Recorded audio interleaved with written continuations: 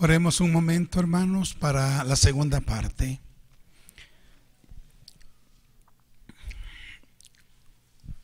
Dios de gloria, en el nombre de Jesucristo, tu Hijo, nos acercamos a ti una vez más para suplicarte, Señor, que nos enseñes tu verdad. Para suplicarte, oh Dios, que nos capacites para defender la fe. Que nos capacites para contender ardientemente, pero también mansamente, Señor, contra todo aquel que demande de nosotros razón de lo que creemos. El propósito, Señor, de este curso es capacitarnos para que podamos ayudar a otros a salir del error y encontrar en la Biblia la verdad que los liberte y en Cristo la salvación para sus almas. Ayúdanos, Padre, en el nombre de Jesús. Amén.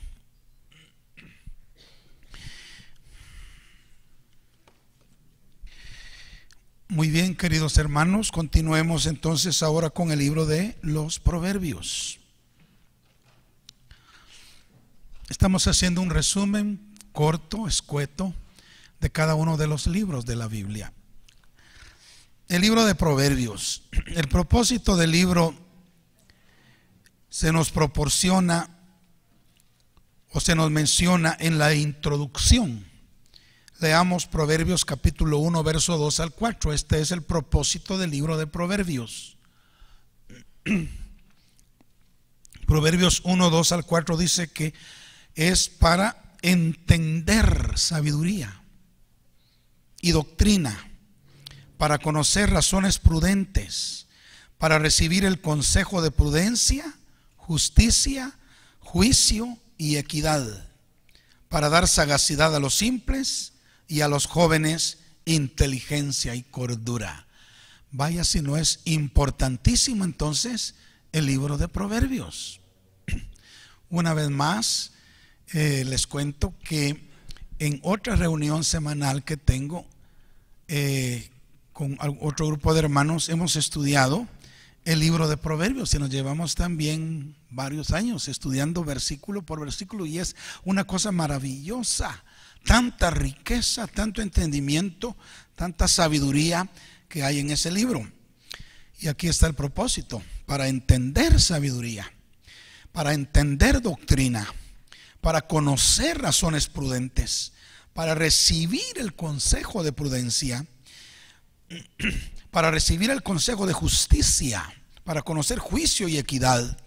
Oiga, para dar sagacidad a los simples y a los jóvenes inteligencia y cordura. Ahora, Proverbios fue escrito por un rey para un rey, a fin de producir cualidades y virtudes de un rey en alguien que pronto sería un rey. Parece un trabalenguas. Pero saben que los primeros 10 capítulos de Proverbios fueron escritos por David. O los primeros 9 capítulos fueron escritos por David. A partir del capítulo 10 ya comienza Salomón con algunos proverbios, pero hay otros escritores que participaron en el libro de Proverbios. Ahora, el tema principal del libro es la sabiduría y la formación de un rey. Debemos recordar que la sabiduría es una de las cosas más importantes, por no decir tal vez la más importante virtud en la vida cristiana, la sabiduría. Y Proverbios nos va a enseñar sabiduría. Pero también debemos recordar que estamos siendo preparados para ser reyes. Y Proverbios está escrito para preparar o para formar a un rey. Y estamos siendo preparados para ser reyes y sacerdotes y reinar con Cristo 1000 años. Por lo tanto, Proverbios es de gran ayuda para nosotros. La sabiduría y la necedad son contrastadas en el libro. De hecho, el libro es un libro de muchos contrastes, ¿verdad? El hijo sabio, el hijo necio, el pobre, el rico, la mujer sabia, la mujer insensata, etcétera. Hay muchos contrastes en el libro de Proverbios. Aparece ahí la mujer virtuosa, que es la sabiduría, y la mujer extraña, que es la necedad. Y todos los hombres somos confrontados en la vida a quedarnos con una de esas dos. No se puede con las dos. Con una de esas dos mujeres. O nos quedamos con la sabiduría o nos quedamos con la necedad, ¿verdad? En realidad, solo hay dos clases de personas en el mundo, si hablamos en términos generales: los sabios y los necios.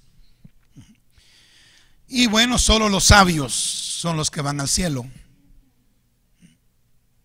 porque un hombre sabio escuchará y obedecerá la instrucción, mientras que los necios irán al infierno porque son hijos de desobediencia y se perderán para siempre. Los dos pasajes medulares del libro son los siguientes: Proverbios capítulo 4 verso 7 y Proverbios capítulo 4 verso 23. Son los dos pasajes medulares del libro. El primero dice: sabiduría ante todo, adquiere sabiduría, y sobre todas tus posesiones adquiere inteligencia. Hermanos, si vamos a buscar algo de Dios importante, que sea la sabiduría. David le está escribiendo aquí a Salomón y le está diciendo: hijo mío, ante todo te aconsejo que adquieras sabiduría, y sobre todas tus posesiones adquiere inteligencia. Y el segundo pasaje, Proverbios 4:23, le dice: y sobre toda cosa guardada, guarda tu corazón, porque de él mana la vida. Son dos cosas importantes. La sabiduría es la capacidad para tomar las decisiones correctas en la vida, y usted sabe que cada día debemos tomar decisiones, y necesitamos la sabiduría para hacer las decisiones correctas. Y guardar nuestro corazón, ¿verdad? Porque de él mana la vida. Bueno, vamos adelante a Eclesiastés.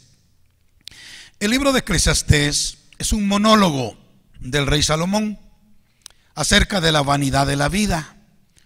Fue escrito por alguien que no aprendió de sus propias enseñanzas. Salomón era un maestro, un predicador y maestro, dice el mismo Eclesiastés. Él enseñaba la palabra. Lamentablemente, Eclesiastés fue escrito por alguien que no aprendió de sus propias enseñanzas, y eso sí que es triste.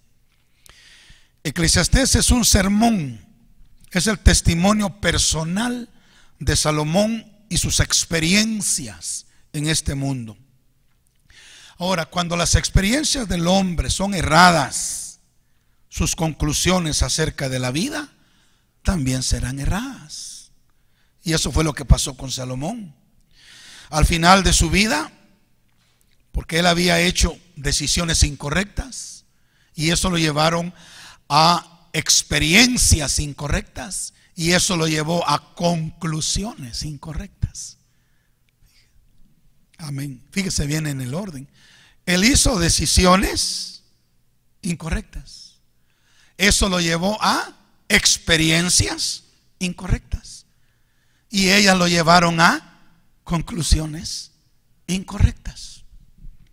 Bendito sea el nombre de Dios.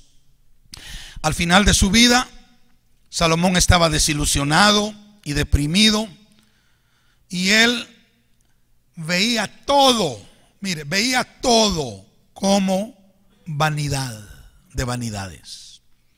Una expresión que utiliza 33 veces en la Biblia, en el libro, vanidad. Él miraba que todo era vanidad.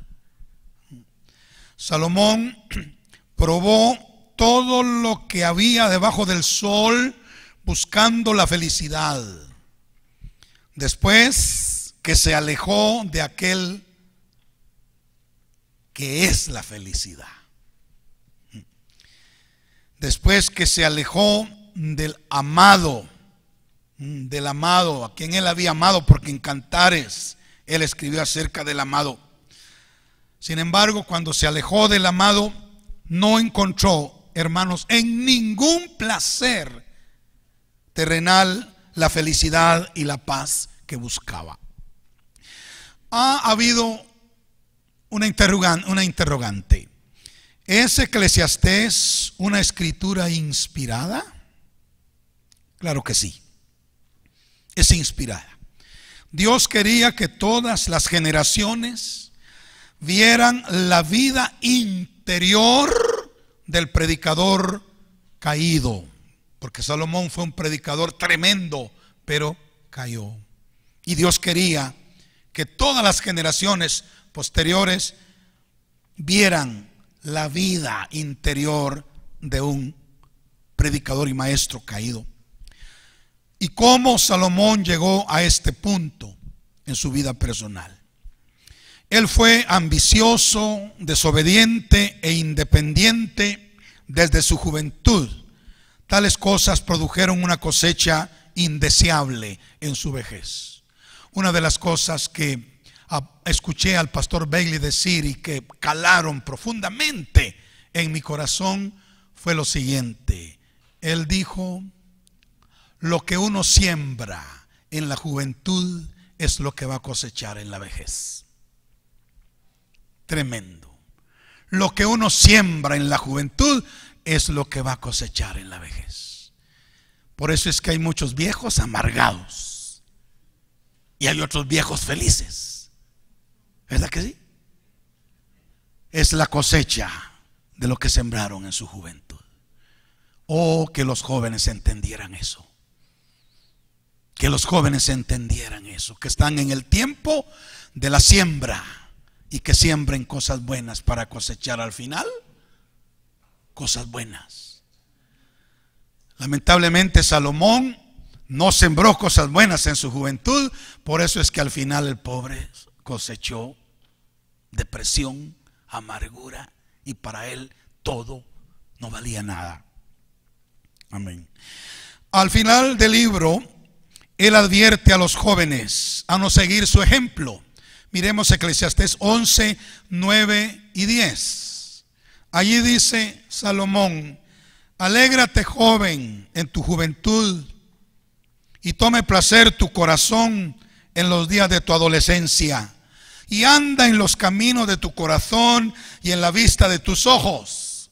Aparentemente como que le está dando libertad al joven, ¿verdad? Le está animando a que haga lo que quiera, como dicen, a que goce de la vida mientras es joven. Pero la segunda parte le dice: pero sabe que sobre todas estas cosas te juzgará Dios. Te juzgará Dios.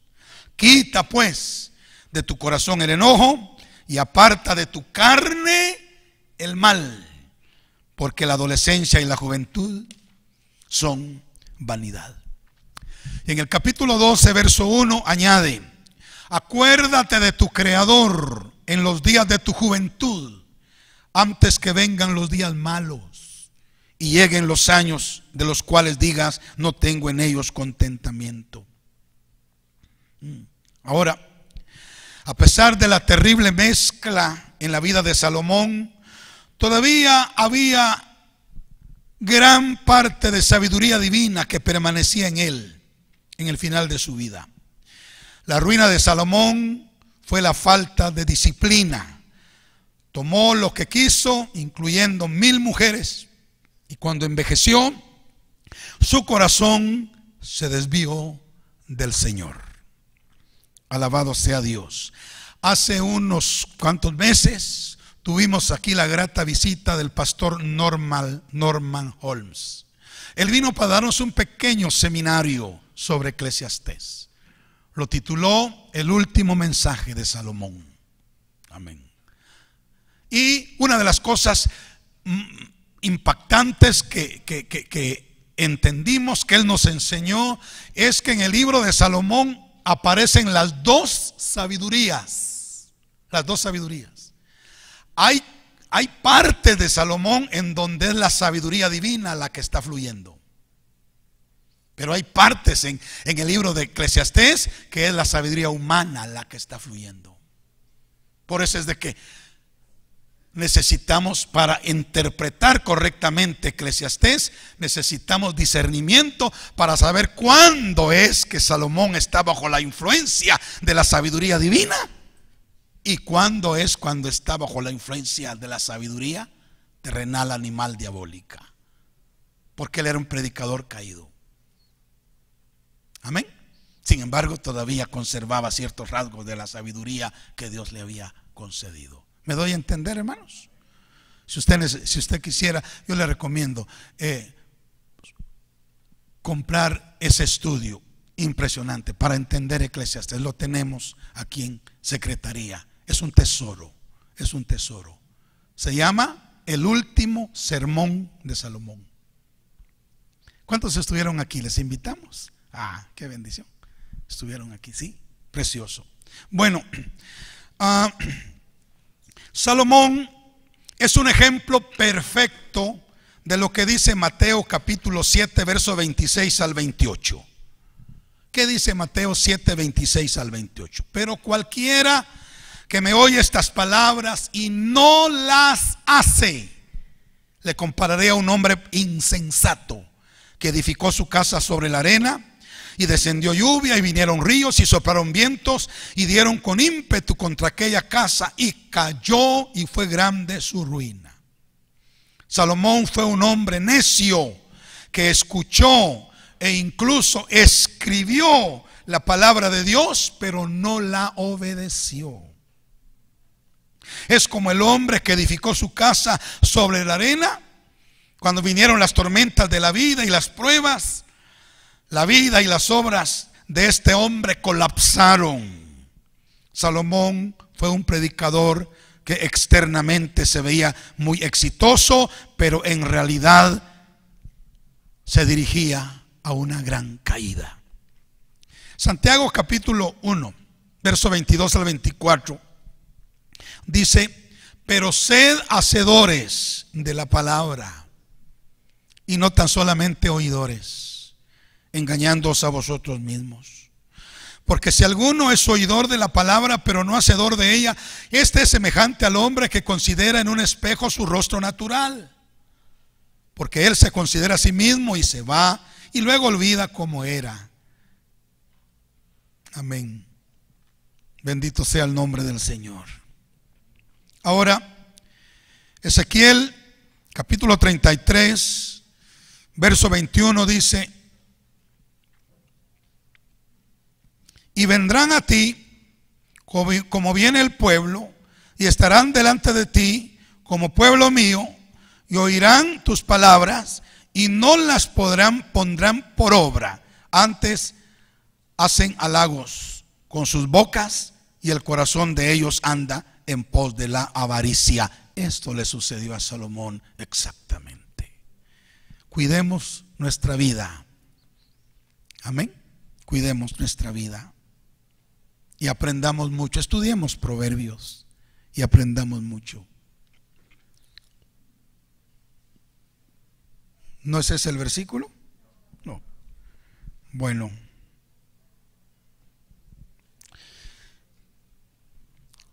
lo corregiré después para no detenernos. Queremos avanzar. O alguien puede buscar en la concordancia rapidito y puede encontrarlo.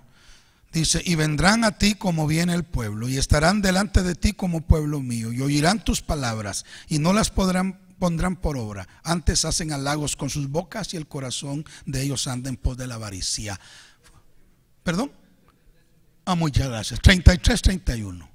Yo tenía aquí 33:21. Pues 33:31. Gracias. Vamos ahora al siguiente libro, Cantares. Pequeño resumen de Cantares. En primer libro de Reyes, capítulo 4, verso 32, se nos dice que Salomón escribió 1005 cantares o canciones. Fíjese, 1005 cantares o canciones. Y el superior de todos esos cantares es el Cantar de los Cantares. Cantares capítulo 1, versículo 1 dice: Cantar de los Cantares, el cual es de Salomón. O sea, él escribió 1005 canciones, pero este es el Cantar de los Cantares. Bendito sea el nombre del Señor. Esta canción gira alrededor de Salomón y una hermosa joven sulamita. Mas no solamente es la descripción de una relación amorosa entre un hombre y una mujer, sino la revelación de la relación que existe entre Cristo y su iglesia. Aunque el Cantar de los Cantares muestra los pasos del crecimiento de nuestra relación con Cristo, esta relación debe llevar o llevarnos a servir a Dios. Básicamente este libro, en él se nos muestra un camino doble o un camino de dos vías. Primero, nuestra relación con el Señor, y luego el resultado de una buena relación con Él. Amén. Que es un servicio diligente en su obra. O sea, se nos muestra las dos cosas: la relación con Él y el resultado de la relación buena con Él, que va a redundar en una buena actitud de servicio en su obra. Este libro era uno de los favoritos de dos grandes predicadores, C.T. Studd y Hudson Taylor. Ambos eran hombres devotos de relación con el Señor, y ellos amaban el libro de Cantares. Amén. Por otro lado, en este libro se nos muestran los tres niveles principales de crecimiento de la novia. Aquí se nos muestran las tres etapas de crecimiento de la novia, de la esposa. Y al mencionarlos, usted y yo nos vamos a dar cuenta dónde estamos. ¿Dónde estamos? Vamos a Cantares capítulo 2, verso 16 primero. Vea lo que dice Cantares 2:16. Es ella la que está hablando. Dice: mi amado es mío y yo suya. Él apacienta entre lirios. Mire la actitud de ella. ¿A quién está poniendo primero ella ahí? ¿Ah? A sí misma, ¿verdad? Dice: mi amado es mío. Mío. O sea, yo tengo que ser bendecida, yo tengo que ser atendida, yo tengo que ser enriquecida. Mi amado es mío, primero yo, y después yo soy suya. Yo soy suya. Y muchos cristianos están en esa edad espiritual, ¿verdad? Ellos esperan que el Señor les dé para luego ellos dar.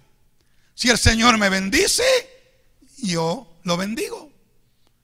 Si el Señor me prospera, yo le alabo. Primero, mi amado es mío y yo soy suya. Primer nivel. Ese es el nivel de la niñez espiritual. Son los niños los que hacen ese. Dame, dame, dame. Primero a mí y después yo te doy a ti. Bendito sea el nombre del Señor. Bueno, El segundo nivel está en Cantares capítulo 6, verso 3, donde ella dice: yo soy de mi amado y mi amado es mío. Ahí invierte ella el orden. Primero yo me doy a él y luego espero que él se dé a mí. Ese es el nivel de jóvenes espirituales, ¿verdad? Cuando uno es joven espiritual, uno le da a Dios, pero siempre está esperando que él le dé a uno, ¿verdad? Que él le dé a uno. Como la jovencita se acerca a su papá, ¿verdad? Y le da un abrazo y le da un beso, ¿verdad? Pero después le pide lo que quiere, ¿verdad? Primero le da, pero con interés de que el papá le devuelva. Y así este es el segundo nivel de crecimiento espiritual de jóvenes. Y el tercer nivel está en Cantares 7:10. Noten ustedes la diferencia. Ella dice: yo soy de mi amado y conmigo él tiene su contentamiento. Lo que me interesa no es recibir yo, no, es darle a él y que él esté contento. Es lo que me interesa, agradarlo a él. Este es el grado o el nivel de un padre espiritual.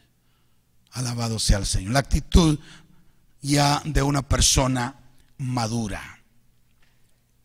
Amén. Bueno, a estas alturas terminamos el segmento de los libros. ¿Qué libros? Poéticos. Hagamos un énfasis. Hemos terminado con ellos y una vez más surge la pregunta: ¿qué otro libro escrito en el mundo contiene tanta verdad concerniente a Dios y al hombre? ¿Qué otro libro escrito en el mundo nos dirige tan rectamente en el camino al cielo más que las Sagradas Escrituras? No hay ninguna otra escritura que contenga tanta verdad, que dé vida al espíritu del hombre y que tenga el poder transformador de almas que tiene la palabra de Dios. Aleluya. Pasemos ahora entonces a el siguiente segmento: los profetas mayores. Cuando entramos a esta sección de la Biblia, vemos que está constituida por los 4 profetas mayores, que son Isaías, Jeremías, Ezequiel y Daniel, incluyendo ahí las lamentaciones de Jeremías. Ahora, vamos con el primero, Isaías. Este libro, junto con Génesis, Deuteronomio y Salmos, fue el más citado por nuestro Señor Jesucristo en su ministerio terrenal. El libro tiene 66 capítulos. Algunos han dicho que es la Biblia en esencia, porque así como la Biblia tiene 66 libros, Isaías tiene 66 capítulos. Y estudiando a fondo, cada capítulo de Isaías corresponde a cada uno de los libros de la Biblia. Es decir, el capítulo 1 corresponde a Génesis, el 2 al Éxodo y así sucesivamente. El mensaje de cada capítulo está concentrado, el mensaje de cada libro de la Biblia está concentrado en cada uno de los capítulos de Isaías. Para poner un ejemplo, a ver, ¿cuántos libros tiene el Antiguo Testamento? 39. 39 tiene el Antiguo Testamento. ¿Y el Nuevo? 27. Fíjese, entonces 39 tiene el Antiguo Testamento. Quiero decir que el número 40 en la Biblia, ¿cuál sería? Mateo es el número 40 en la Biblia. Y si usted estudia el capítulo 40 de Isaías, se va a dar cuenta que Isaías en el capítulo 40 está presentando a la voz que clama en el desierto. ¿Quién es esa voz? Juan el Bautista. ¿Y dónde aparece Juan el Bautista? En Mateo, el mensaje esencialmente. Bendito sea el Señor para siempre. Ahora,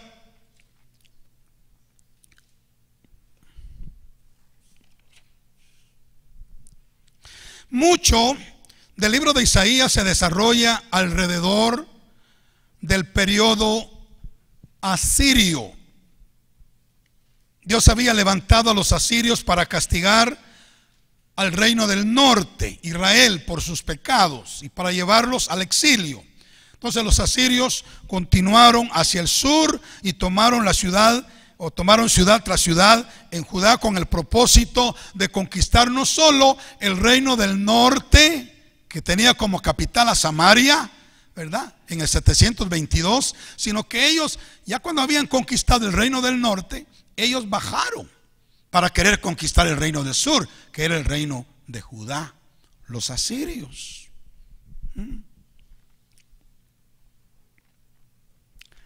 Y eso lo narra del capítulo 1 al capítulo 39 del libro. Pero también vayamos a Isaías capítulo 37, verso 36. Impresionante lo que dice acá. Isaías 37, 36. Amén. ¿Tiene en mente lo que le dije hace un momento? ¿Quién conquistó el reino del norte? Se los acabo de decir. Los asirios, en el año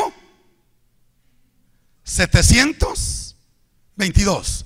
Entonces, cuando los asirios conquistaron el reino del norte, ellos querían seguir y conquistar el reino del sur.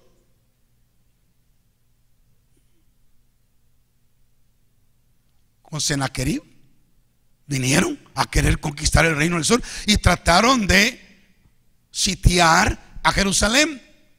Pero ¿sabe qué pasó?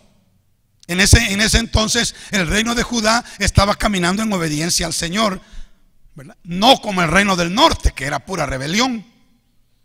En el reino del sur, ahí estaba, por ejemplo, el rey Ezequías, que fue un precioso hijo de Sión. Entonces era un hombre temeroso de Dios. Y cuando Senaquerib y el ejército asirio se vinieron para querer conquistar e invadir a Judá, sucedió esto. Dice que salió el ángel de Jehová y mató 185,000 soldados en el campamento de los asirios. Y cuando se levantaron por la mañana, he aquí que todo era cuerpo de muertos. Dios salvó a Judá de la invasión asiria, y eso lo relata el profeta Isaías. Bendito sea el nombre del Señor. Amén. Creo yo que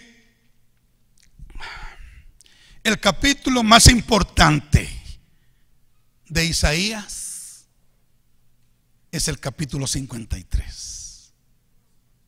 ¿Sí o no? El capítulo 53. ¿Por qué?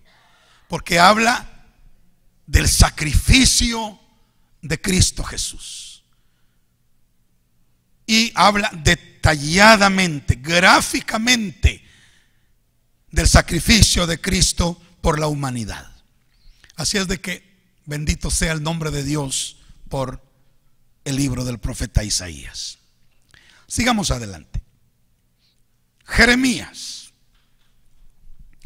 Este libro fue escrito por Jeremías, quien ministró en los últimos años del reino del sur. En los últimos años del reino del sur, antes de la cautividad babilónica. Gloria al nombre del Señor. Así como los asirios habían conquistado el norte, después de un 100 de años vino Babilonia para conquistar el reino del sur. Y saben que Jeremías profetizó justamente en los últimos años, antes de la invasión babilónica al reino del sur, o sea, al reino de Judá. Jeremías profetizó en los reinados de Josías, Joacás, Joacim, Joaquim y Sedequías. De hecho, Sedequías era el que estaba reinando cuando los babilonios llegaron para invadir Judá. Y este pobre Sedequías sufrió cosas tremendas, porque los babilonios, primero, delante de sus ojos, mataron a todos sus hijos, delante de los ojos de Sedequías. Y después que hubieron matado a todos los hijos, le sacaron los ojos a él y se lo llevaron con garfio, dice que se lo llevaron cautivo a Babilonia. Ahí hay misericordia, porque en Babilonia el hombre se arrepintió, pidió perdón a Dios y Dios lo perdonó y pudo regresar con vida a su tierra. Impresionante. Ahora, Jeremías es conocido como el profeta llorón. Eso nos indica que es un tipo del varón de dolores, Cristo Jesús. La vida de Jeremías fue muy similar a la de nuestro Señor Jesucristo. De hecho, ¿se recuerdan ustedes cuando Cristo le preguntó a Pedro o a los discípulos, ¿quién dicen los hombres que soy yo? ¿Se acuerdan de esa pregunta? ¿Qué le respondieron los discípulos? Unos dicen que eres Elías, otros Juan el Bautista, otros Jeremías. O sea, lo asociaban con Jeremías. ¿Por qué? Porque el carácter de Jeremías era similar a el carácter de Cristo Jesús. Mateo capítulo 16, verso 14, si quiere anotarlo, y Lucas 9, 19. Allí dice, ellos dijeron, unos Juan el Bautista, otros Elías y otros Jeremías o algunos de los profetas que ha resucitado. Ambos, Jeremías y Jesús, tuvieron gran oposición de parte de los religiosos de su tiempo. Ambos, esto es interesante, ambos profetizaron la destrucción de Jerusalén y del templo. ¿Está conmigo? Estamos comparando o asociando, asemejando a Jeremías ¿con quién? Con Cristo.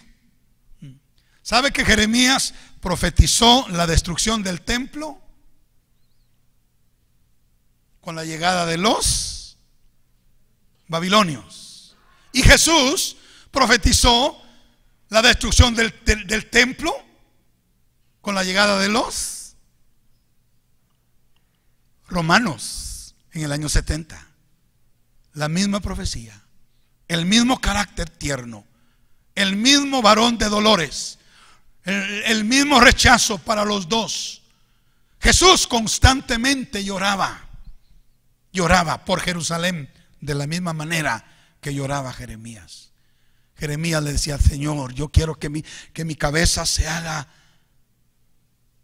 fuentes de aguas para que yo pueda llorar por la hija de mi pueblo todos los días. Y Jesús se iba al monte a orar y a llorar por Jerusalén. Amén. Hay un parecido hermoso entre estos dos. Jeremías predicó arrepentimiento y una relación personal con Dios. Era un hombre de un corazón muy tierno. Jeremías habla del corazón unas 70 veces en su libro. Imagínense, 70 veces Jeremías habla del corazón. Creo que el versículo central de eso es Jeremías 17:9, donde él dice, engañoso es el corazón y perverso más que todas las cosas. ¿Quién lo conocerá? Ahora, una cosa importantísima, y hace muchos años, Dios me permitió, muchos años, comenzar a estudiar el libro de Jeremías en un instituto ministerial.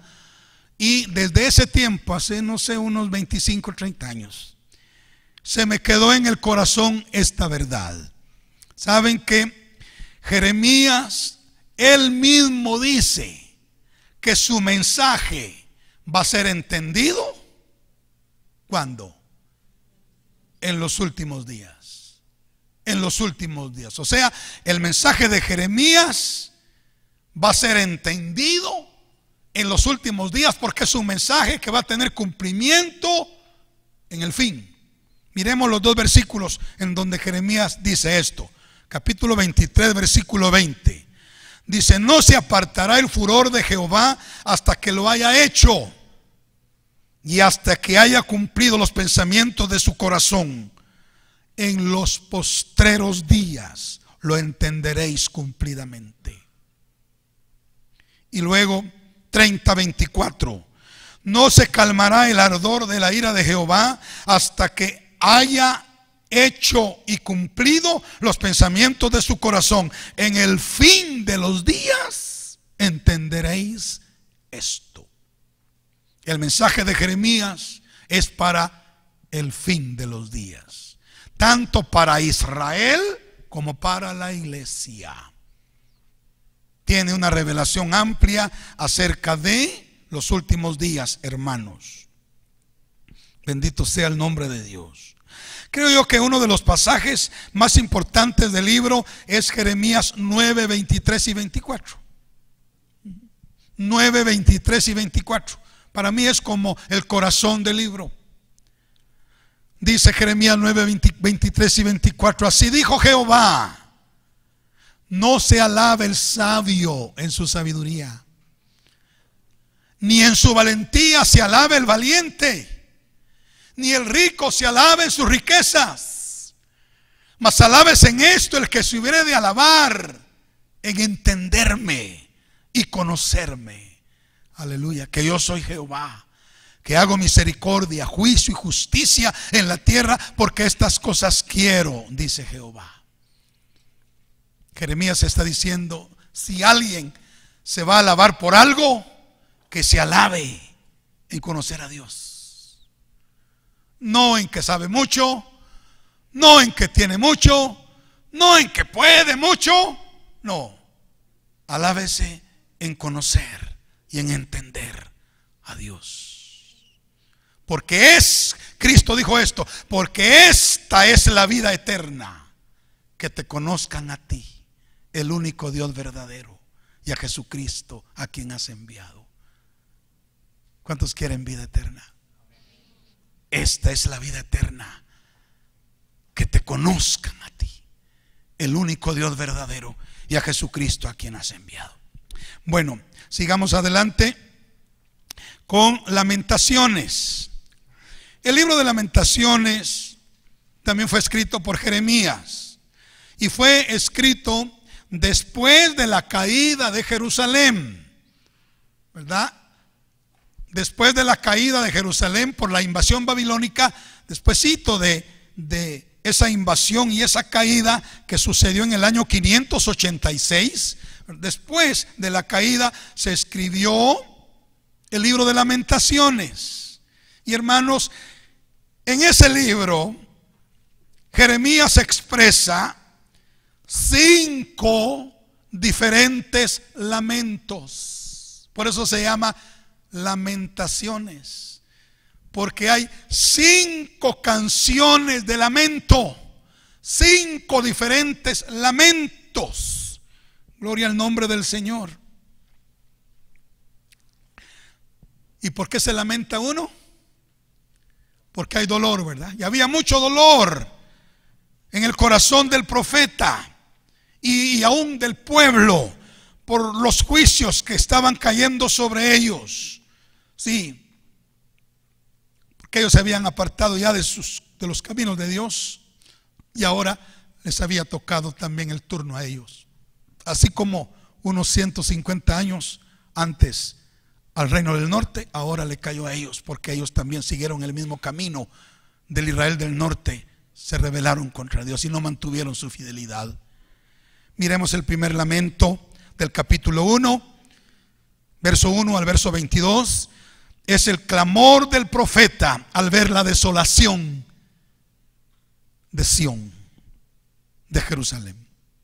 El segundo lamento está en el capítulo 2, verso 1 al 22. Es el clamor del profeta por el pueblo, Primero por las ruinas de la ciudad y después por la desgracia en que está el pueblo. El tercer lamento está en el capítulo 3, verso 1 al 6, y es el clamor personal del profeta por sí mismo.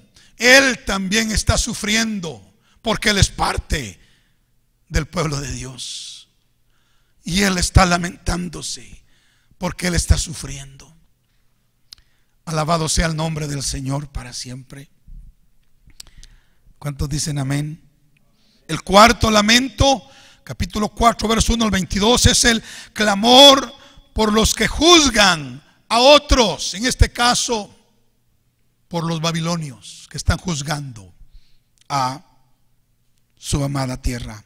Y el quinto lamento es el clamor de los necesitados. Él se pone en los zapatos de los necesitados y él clama ahí con el clamor de los necesitados. Ahora, creo yo que uno de los pasajes más hermosos de Lamentaciones es el que encontramos en el capítulo 3, versos 22 y 23. Miremos lo que dice capítulo 3, versos 22 y 23. Mire, gloria al Señor. Por la misericordia de Jehová no hemos sido consumidos, porque nunca decayeron sus misericordias. Nuevas son cada mañana. Grande es tu fidelidad. Amén. ¿Cómo estamos? ¿Estamos bien? Le voy a decir algo extraordinario ahorita. Fíjese lo que dice. Por la misericordia de Jehová no hemos sido consumidos, porque nunca decayeron sus misericordias. Nuevas son cada mañana. Grande es tu fidelidad. Pero, ¿cómo así, Jeremías? Que no hemos sido consumidos. Mira cómo está la ciudad. Mira cómo está la mayoría de la gente. Y Jeremías dice, sí, es que no estoy hablando de ellos. Estoy hablando de mi propia experiencia. Amén. Hay un versículo ahí que dice, bueno le es al hombre llevar el yugo desde su juventud. Ahora, ¿sabe que Jeremías, desde que era niño, desde que era jovencito, él llevó el yugo del Señor? Llevó el yugo del Señor.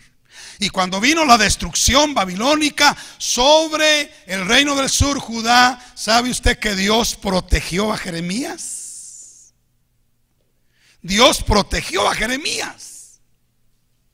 Y entonces Jeremías dice, yo me estoy dando cuenta que mis compañeros de promoción o mis compañeros de juventud están muertos, están destruidos, sus familias están hechas pedazos. Los babilonios han entrado y han puesto sus casas como muladares, pero yo estoy aquí. Entonces, bueno le es al hombre llevar el yugo desde su juventud. Yo lo he llevado y Dios me ha protegido. Amén, hermanos. Y sabe una cosa, cuando uno lee la historia bíblica, dice que el rey de Babilonia trató con amabilidad a Jeremías. Se lo llevó cautivo, pero con muchos privilegios, porque él había aprendido a llevar el yugo de Dios desde su juventud. Y una vez más el mensaje es que los jóvenes aprendieran esto, que es bueno llevar el yugo desde la juventud, principalmente ahora, porque vendrán tiempos difíciles. Y aquellos que han llevado el yugo desde su juventud son los que serán guardados, como Jeremías, serán protegidos. Y aun cuando van a estar muriendo un montón por aquí, un montón por allá, el que lleva el yugo desde su juventud será guardado, será protegido.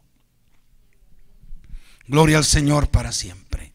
Rápidamente vayamos a Ezequiel. Ezequiel fue un profeta llevado a Babilonia en la segunda cautividad con el rey Joaquín, que fue en el año 597. cuando él tenía 25 años. Después de estar en Babilonia 5 años, o sea, teniendo ya 30 años, comenzó su ministerio allí para los que estaban cautivos. Eso lo dice Ezequiel 1:1 al 3. Aconteció en el año 30, en el mes cuarto, a los 5 días del mes, que estando yo en medio de los cautivos, junto al río Quebar, los cielos se abrieron y vi visiones de Dios. En el 5.º año de la deportación del rey Joaquín, a los 5 días del mes, vino palabra de Jehová al sacerdote Ezequiel, hijo de Buzi, en la tierra de los caldeos, junto al río Quebar. Vino ahí sobre él la mano de Jehová. Al igual que Jeremías, Ezequiel ministró con advertencias a los judíos que estaban en Babilonia y en Jerusalén. ¿Sabe qué? Jeremías ministró más a los que estaban en Jerusalén y Ezequiel más a los que estaban en Babilonia. Pero también Jeremías ministró a los que estaban cautivos y Ezequiel también ministró a los que se habían quedado en la tierra, porque se quedaron algunos allí. Amén. Ezequiel tuvo la gran revelación del templo milenial. Del templo milenial. Quisiera decir una palabrita escatológica, que no es un curso de escatología, pero ustedes han de saber lo que se rumora, han de saber lo que se lee, lo que se oye. Los judíos dicen que ya tienen el templo prefabricado. ¿Han oído algo de eso? Que ya está listo ahí, que solo están esperando que aparezca la oportunidad para levantarlo, y que lo van a levantar en cuestión de meses. Van a tener el templo ya hecho, ya tienen todo el material, y hasta leo por ahí que tienen la vaca bermeja para inaugurar el templo y un montón de cosas, ¿verdad? Ahora, ¿sabe usted que sí, ciertamente Israel va a reconstruir ese templo? Pero ese templo volverá a ser destruido, porque será profanado por el anticristo. Él, como Antíoco Epífanes, ofrecerá un sacrificio inmundo en el altar, o por lo menos sobre una de las salas del templo. Va a profanar. Entonces Cristo no puede venir a habitar ese templo que ha sido profanado por el anticristo. Se va a construir otro templo, limpio, puro, virgen, y es el templo que Ezequiel vio. Que dicho sea de paso, las medidas del templo milenial no son las mismas medidas del templo de Salomón, ni del templo de Herodes, ni del templo que tienen. Es otro templo. Bendito sea el nombre del Señor para siempre. Ahora, eso está descrito en los capítulos 40 al 48. Pero hay un versículo que yo quiero que leamos. Ezequiel 43:12. Ezequiel 43:12. Hermanos, mire, nosotros estamos preparándonos para reinar con Cristo, ¿no es cierto? Para reinar con Cristo por esos 1000 años. Y Ezequiel tiene la visión, la revelación del templo milenial, donde Cristo estará, donde Cristo ministrará, y ahí se le adorará. Aleluya. Ya no tendremos ahí un arca física. Ahora Cristo es el arca. Él estará ahí, y vamos a ir a alabarlo y adorarlo. Si usted no ha ido a Israel, no se preocupe, muy pronto va a ir. Amén. Adorar al Rey, porque todas las naciones tienen que mandar una delegación cada año a celebrar la fiesta de los tabernáculos a Israel y adorar al Rey Jehová de los ejércitos, que estará ahí. Lo dice Zacarías 14, creo yo. Amén. Pero oiga, la ley de la casa. ¿Cuál es la ley de la casa? Dice: esta es la ley de la casa, o sea, del templo. Esta es la ley de la casa de Dios. Sobre la cumbre del monte el recinto entero, todo en derredor será, ¿cómo será? Santísimo. He aquí que esta es la ley de la casa. Por eso dice Pablo, seguir la paz y la santidad, sin la cual nadie verá al Señor. Porque hay una ley, y la ley es que todo sea santísimo. Amén. Haya santidad en el pueblo de Dios. Sigamos adelante rápidamente al libro del profeta Daniel. Este libro fue escrito por uno de los hombres más justos que ha vivido sobre la tierra, como ya lo vimos, Ezequiel 14:14, juntamente con Noé y Job. Daniel fue llevado a Babilonia cautivo en la primera cautividad, o sea, en el año 607 a.C., durante el reinado de Joacim, y él recibió visiones de los días abarcados por los imperios babilónico, persa, griego y romano. ¿Se acuerdan que él Nabucodonosor tuvo un sueño? ¿Qué soñó Nabucodonosor? Una estatua que tenía ¿cuántos materiales? 4 o 5. Sí. La cabeza de oro, el pecho de plata, los muslos de bronce, las piernas de hierro y los pies de hierro mezclado con barro. Entonces, Nabucodonosor tuvo ese sueño que lo turbó, creo que está en el capítulo 2, ¿verdad?, del libro de Daniel. Lo turbó y no hallaba qué hacer. Daniel viene e interpreta el sueño y le dice: tú eres esa cabeza de oro, Babilonia es la cabeza de oro. Después de ti vendrá otro reino, que es el reino de Media y de Persia. Después de eso vendrá otro reino, que es el reino de Grecia, con Alejandro Magno al frente. Y después de ese tercer reino vendrá el cuarto reino, el de las piernas de hierro, es el imperio romano. Amén. Entonces, a Daniel se le muestran los 4 imperios mundiales a partir de Babilonia, porque antes de Babilonia hubieron otros 2, Asiria y Egipto, pero a partir de Babilonia los 4 imperios mundiales. Y esta interpretación del sueño el Señor se la confirma con la visión de las 4 bestias en el capítulo 7, ¿verdad?, de Daniel. Alguien que me pueda ayudar por si se me está olvidando. ¿Cuál es la primera bestia que Daniel mira? Un león. ¿Y sabe usted que el emblema de Babilonia es el león? De hecho, cuando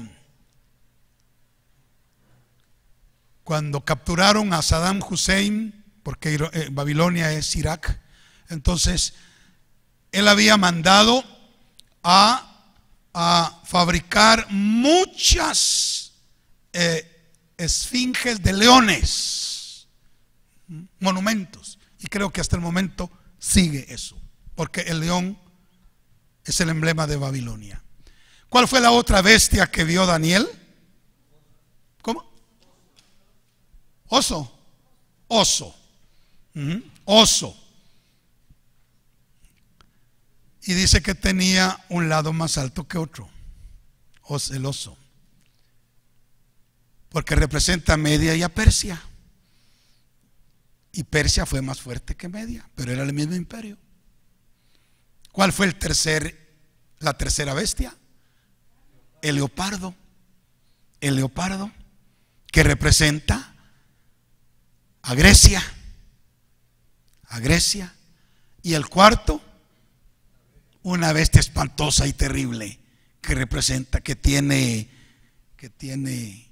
10 cuernos, ¿verdad?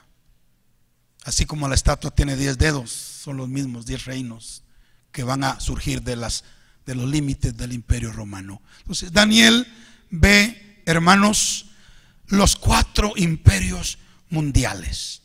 Bendito sea el nombre del Señor. Ahora, para mí,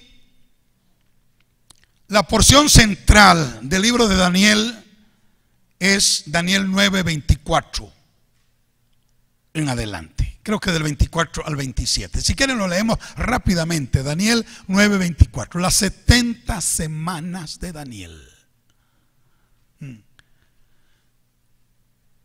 70 semanas están determinadas sobre tu pueblo y sobre tu santa ciudad para terminar la prevaricación, poner fin al pecado, expiar la iniquidad, traer la justicia perdurable y señalar la visión y la profecía y ungir al santo de los santos. Verso 25. Sabe pues y entiende que desde la salida de la orden para restaurar y edificar Jerusalén hasta el Mesías príncipe habrá 7 semanas y 62 semanas. Y se volverá a edificar la plaza en el muro en tiempos angustiosos. Verso 26. Y después de las 62 semanas se quitará la vida al Mesías, mas no por sí. Y el pueblo de un príncipe que ha de venir destruirá la ciudad y el santuario. Y su fin será con inundación. Y hasta el fin de la guerra durarán las devastaciones. Y por otra semana confirmará el pacto con muchos. No, hará cesar el sacrificio y la ofrenda. Y después con la muchedumbre de las abominaciones vendrá el desolador hasta que venga la consumación y lo que está determinado se derrame sobre el desolador. El estudio de las 70 semanas es un estudio emocionante, maravilloso. Y vemos ahí cómo la historia encaja perfectamente con la revelación que Dios le dio a Daniel. Solo déjenme decirle que las 69 semanas se cumplieron exactamente con Cristo en el comienzo de su ministerio, año 29 de la era cristiana. Amén. Y después se le quitó y falta una semana, y esa semana es la que estamos esperando. En esa semana aparecerá el anticristo, hará un pacto con Israel por 7 años, pero a la mitad de la semana va a romper el pacto y ahí comenzará la gran tribulación. Daniel recibió esa revelación extraordinaria. Sigamos adelante. Gloria al Señor. A estas alturas podemos imaginar ¿qué otro libro puede tener tanta información y tan fidedigna acerca de los tiempos, de las cosas que pasarán en ellos y de los personajes que vivirán en los siglos después de ser mencionados, como la Biblia? Indiscutiblemente, hermanos, la Biblia es la palabra de Dios.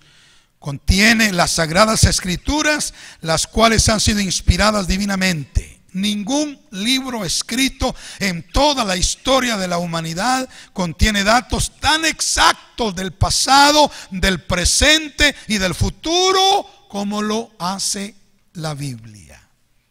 Podemos estar confiadamente, amén,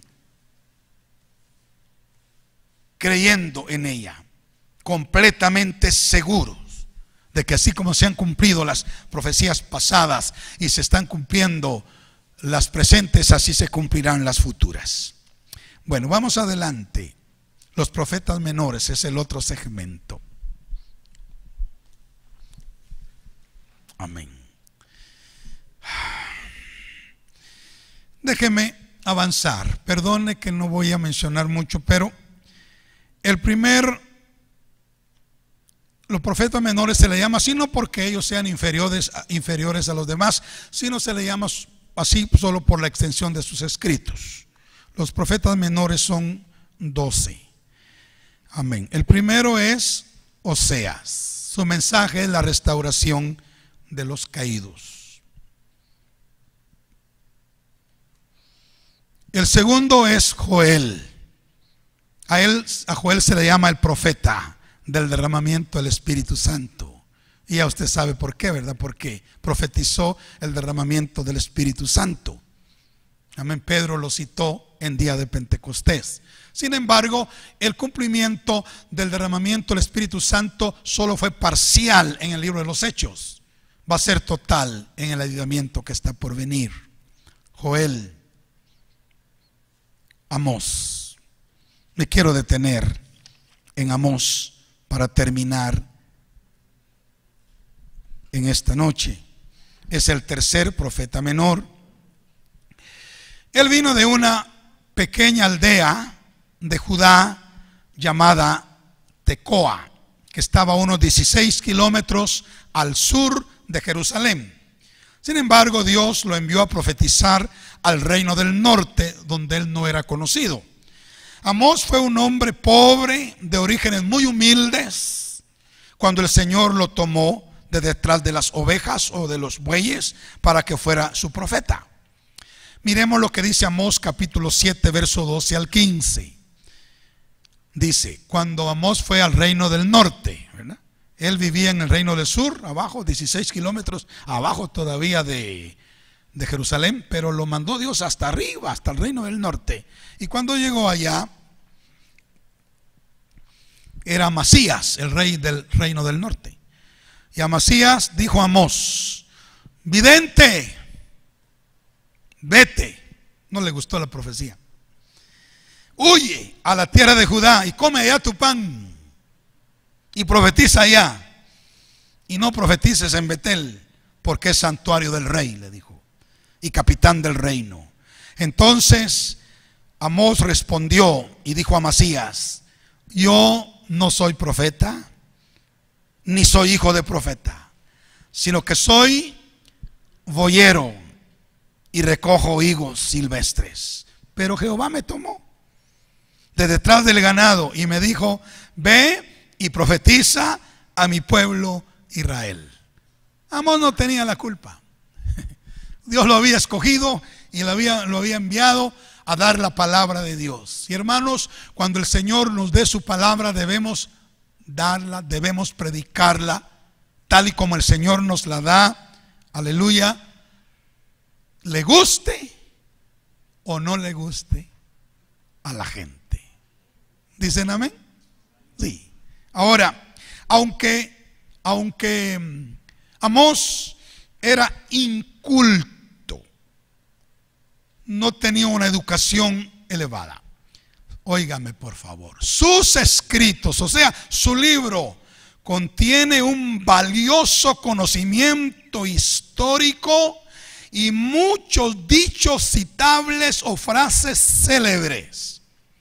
En medio de una sociedad en la que el rico oprimía al pobre, allá en Israel, el tema del libro es la justicia social en medio de la prosperidad económica. Y fíjese que yo tengo un libro y hoy lo tengo desde hace como no sé cuántos años, 25, 30 años, ahí en mi biblioteca. Y hoy me acordé cuando estaba pensando en Amós y fui, porque sabe usted que Martin Luther King, cuando él dio su famoso discurso llamado Yo sueño hoy, así fue el título del sermón de Martin Luther King, Yo sueño hoy, él lo predicó el 28 de agosto de 1963 en Washington, D.C. 100 años después de que Abraham Lincoln firmara el edicto de liberación para los negros. Pero durante esos 100 años los negros todavía no eran libres, a pesar de que ya Abraham Lincoln había firmado los derechos civiles de los negros. Amén. Pero el 28 de agosto de 1963 Martin Luther King se paró ahí en un estrado en Washington, D.C. y él predicó ese importantísimo sermón sobre la liberación de los negros y sobre los derechos civiles de ellos. Y sabe una cosa, él basó su sermón en el libro de Amós. De ahí sacó él la estructura y la esencia de su mensaje. porque la esencia del libro de Amós es precisamente justicia social en medio de la prosperidad económica de una raza privilegiada, de una élite privilegiada. Amén. Ahora, Amós es conocido por tres cosas relevantes. Se las menciono y con eso terminamos. Bueno, todavía tenemos unos minutitos. La primera es la gran pregunta que se ve en en Amós, capítulo 3, versículo 3. Y es esta: ¿andarán dos juntos si no estuvieran de acuerdo? La respuesta es no. No pueden andar dos juntos si no están de acuerdo. Y hermanos, esto es aplicable en doble sentido. Primero, es aplicable a nuestra relación con Dios. ¿Cree usted que podemos andar junto con Dios si no estamos de acuerdo con Él? No. Y esto también se refiere a nosotros mismos. No podemos andar juntos si no estamos de acuerdo. Amén. Eso nos lleva a una necesidad: la unidad. Unidad con Dios y unidad entre nosotros. La segunda gran declaración de Amós está en el capítulo 3, versículo 7. Porque no hará nada Jehová el Señor sin que revele su secreto a sus siervos los profetas. Esta es una maravillosa declaración divina que honra el ministerio profético. No hará nada el Señor nuestro Dios sin que revele su secreto a sus siervos, los profetas. Eso indica que el ministerio profético va a tener un auge en estos últimos días. Bendito sea el nombre del Señor. Y la tercera es la gran promesa de Dios en Amós capítulo 9, versículo 11 y 12, donde dice, hablando del tiempo del fin: en aquel día yo levantaré el tabernáculo de David que está caído, y cerraré sus portillos, y levantaré sus ruinas, y lo edificaré como en el tiempo pasado, para que aquellos sobre los cuales es invocado mi nombre posean el resto de Edom y todas las naciones, dice Jehová, que hace esto. La restauración del tabernáculo de David. En Hechos capítulo 15, verso 13 al 18, Santiago, o sea Jacobo, citó esto. Y dice ahí: cuando ellos callaron, Jacobo respondió diciendo: varones hermanos, oídme. Simón ha contado cómo Dios visitó por primera vez a los gentiles para tomar de ellos pueblo para su nombre, y con esto concuerdan las palabras de los profetas, como está escrito por Amós: después de esto volveré y reedificaré el tabernáculo de David que está caído, y repararé sus ruinas, y lo volveré a levantar, para que el resto de los hombres busque al Señor, y todos los gentiles sobre los cuales es invocado mi nombre, dice el Señor, que hace conocer esto desde tiempos antiguos. Hermanos, estamos en los días de la restauración del tabernáculo de David. Amén. El tabernáculo de David, según Jacobo, tiene relación con la iglesia, pero también el tabernáculo de David es el sistema de alabanza y de adoración que este hombre recibió de parte de Dios y con el cual él adoraba al Señor. Y el Señor está restaurando ese sistema de alabanza y de adoración en la iglesia, y está restaurando la iglesia para que el resto de los hombres busque al Señor. Estamos a las puertas de una gran cosecha de almas. El resto de los hombres buscará al Señor.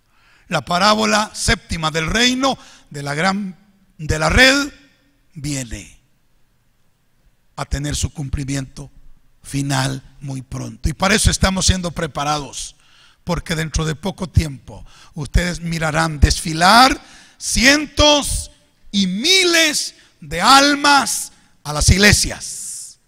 Amén. Millones de niños espirituales nacerán, y se requerirá y necesitará de que hayan padres espirituales que puedan cuidar a esos bebés. Y esa es la carga del IBJ, preparar líderes para ser usados por Dios en ese avivamiento que está a las puertas, porque el resto de los hombres buscará al Señor. Amén. Gloria a Dios. Dios nos bendiga. Vamos a quedarnos acá y permítame orar un momento. Querido Señor Dios y Padre, te bendecimos y te exaltamos con todo el corazón. Gracias por las verdades que encontramos en los profetas. Gracias por las verdades que encontramos en los libros poéticos, en los libros históricos, en el Pentateuco.